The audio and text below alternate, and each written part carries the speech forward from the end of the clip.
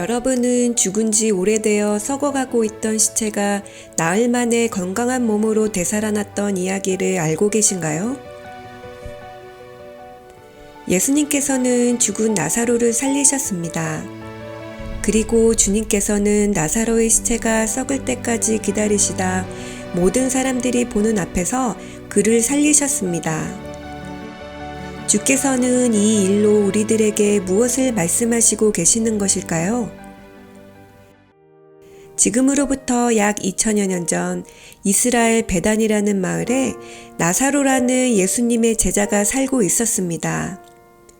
예수님께서는 나사로를 사랑하셨고 그의 가정에 찾아가 같이 대화하며 시간 보내시기를 즐겨 하셨습니다.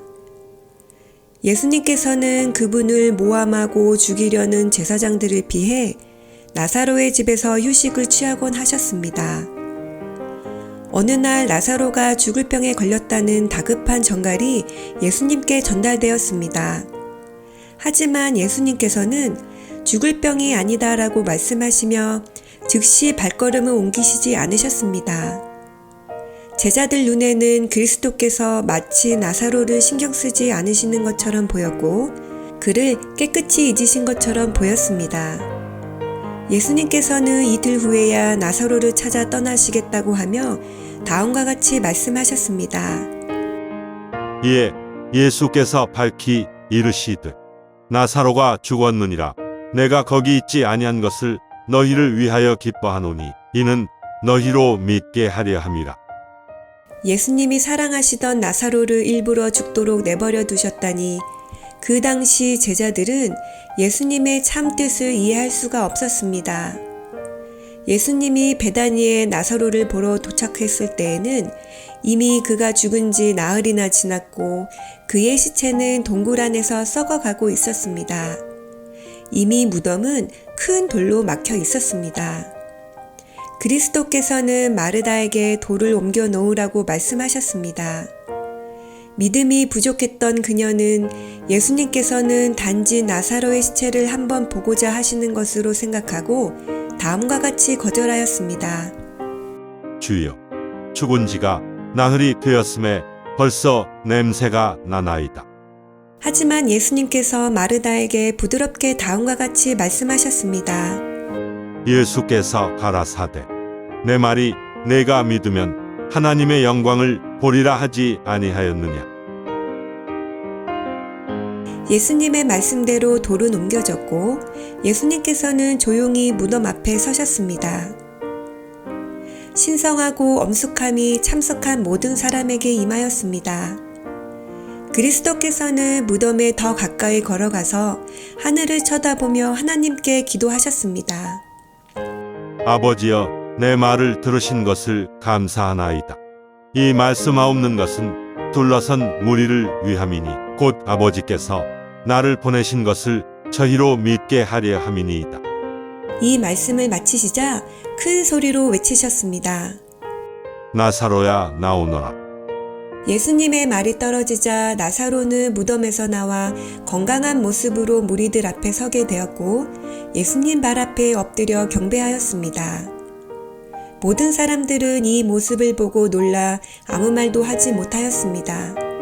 예수님께서 하나님의 아들임을 선언하시며 나사로를 살리시는 이 장면으로 그분께서 하나님의 아들이고 생명의 근원이라는 사실을 모두에게 명확하게 보여주셨던 것입니다.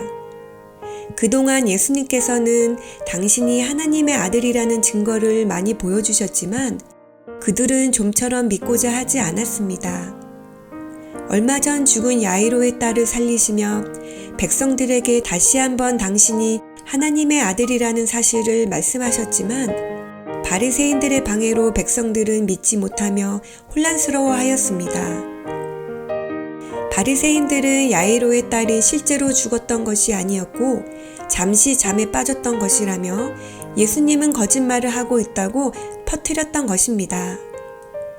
그러자 예수님께서는 이번에 모두가 다 알 수 있게 백주대낮에 군중들 앞에서 썩어 있던 나사로의 시체를 살리시며 모두에게 다시 한번 당신이 하나님의 아들이며 생명의 근원이라는 사실을 보여주셨습니다. 이 확실한 증거를 보고 그분을 믿고 구원의 길로 따라오길 바라셨던 것입니다.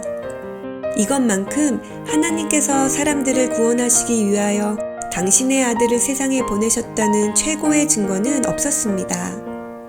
이성과 밝은 양심을 갖고 있던 모든 사람들의 마음에 확신을 주기에 충분한 증거였던 것입니다. 이 나사로의 부활로 많은 사람들이 예수님을 믿게 되었습니다. 하지만 제사장들은 예수님이 그분의 아들이라는 빛을 거절하였습니다.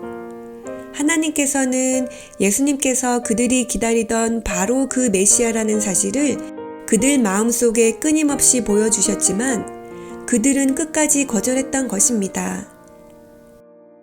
예수님의 순결하고 거룩한 가르침으로 백성들이 자신들을 떠나 예수님께로 돌아가게 될까봐 겁이 났습니다. 그들은 지금까지 유지해온 권력과 돈을 잃을까봐 겁이 났으며 그들이 행해왔던 거짓된 율법들과 위선이 폭로될까 무서워 그분을 더욱더 증오하게 되었습니다. 결국은 그들은 자신도 모르게 하나님에 대항하여 싸우게 되는 무서운 일을 하게 되어 버린 것입니다. 하나님께서는 각 시대를 거쳐 예수님께서는 당신의 아들이시고 우리를 구원하시고자 이 땅에 그분을 보내셨다는 수많은 증거들을 보여주셨습니다.